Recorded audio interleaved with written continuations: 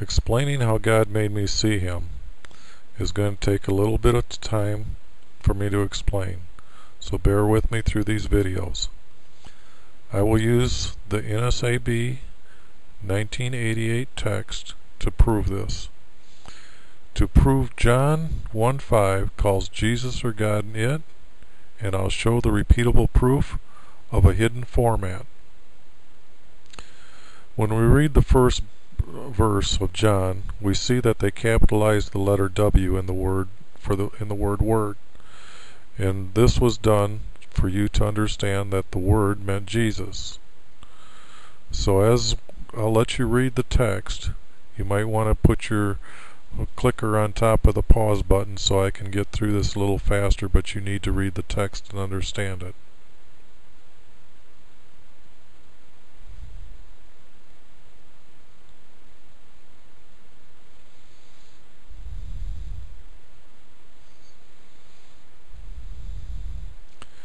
Here is the word it, where the light shining in darkness. I will come to point out that is Jesus walking upon the earth, and this evil or darkness on earth did not comprehend Jesus, not it. This is blasphemy in all 39 Bibles. I've checked them. You can go look for yourself. So why didn't the editors capitalize the first letter of the word light for us to understand that the word light meant Jesus? And how do we know that Jesus is the light that they're talking about and not the light of God's light? So let's read on to see.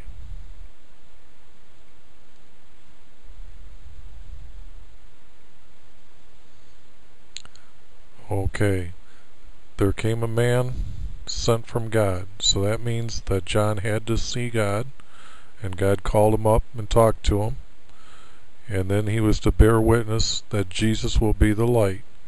So God may have been shown himself as light and also shown Jesus as light and explained to John things that we don't really know.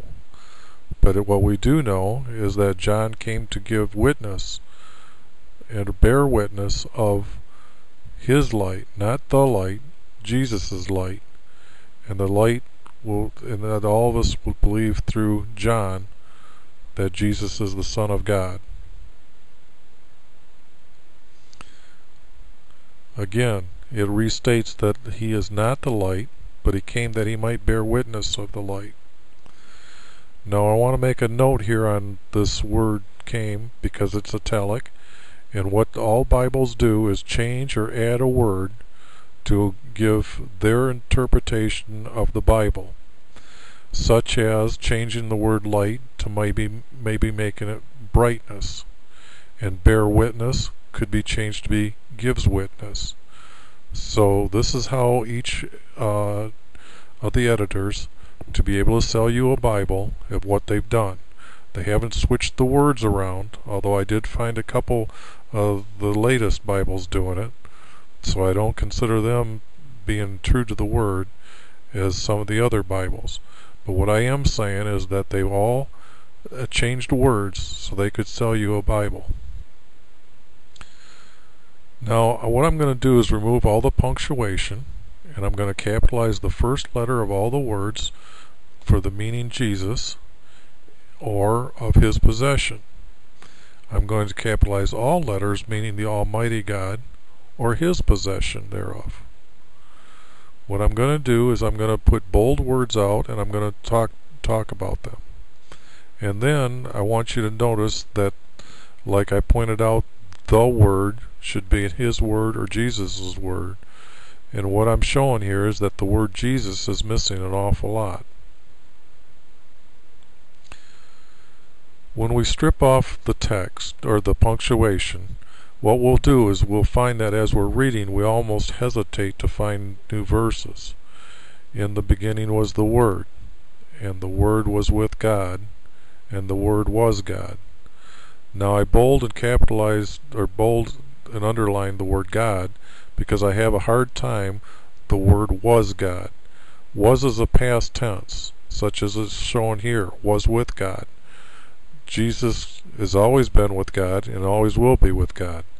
So the understanding that the word was is used here and here makes no sense to me. So I have a hard time with people not taking it zealously when they're writing or editing the Bible, how each word and what importance is there when we're speaking.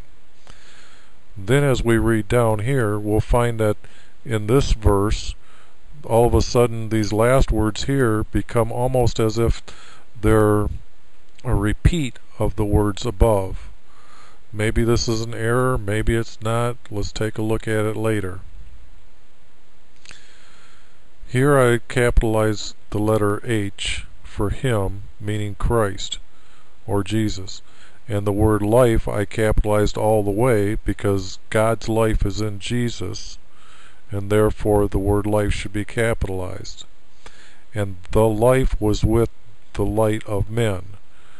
Now this is where I have this problem with the Bible not taking it more to heart and using the word the instead of his life or Jesus's life.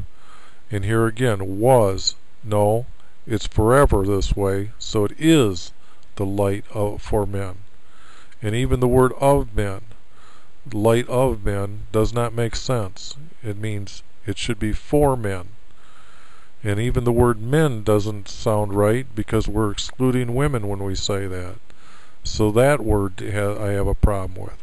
But right now I'm trying to point out that John is a witness of Christ walking on earth, and that his light, not the light, shines, his light shines in the darkness, and that would be the evil here on earth, and this darkness did not comprehend him, not it. This is straight out blasphemy.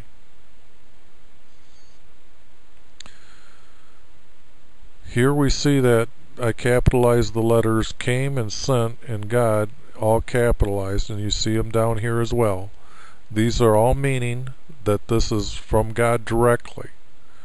And again, the word the light should be his light.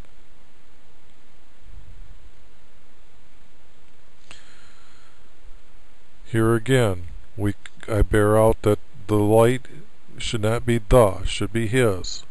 Again. And then again, here we get down to where Jesus is true light, which coming into the world to enlightens every man. Which coming? No, he already came. The text would have been made that this is John writing about John the Baptist and telling you the story of what was going on. So the word coming should be changed to came into the world, enlightens every man.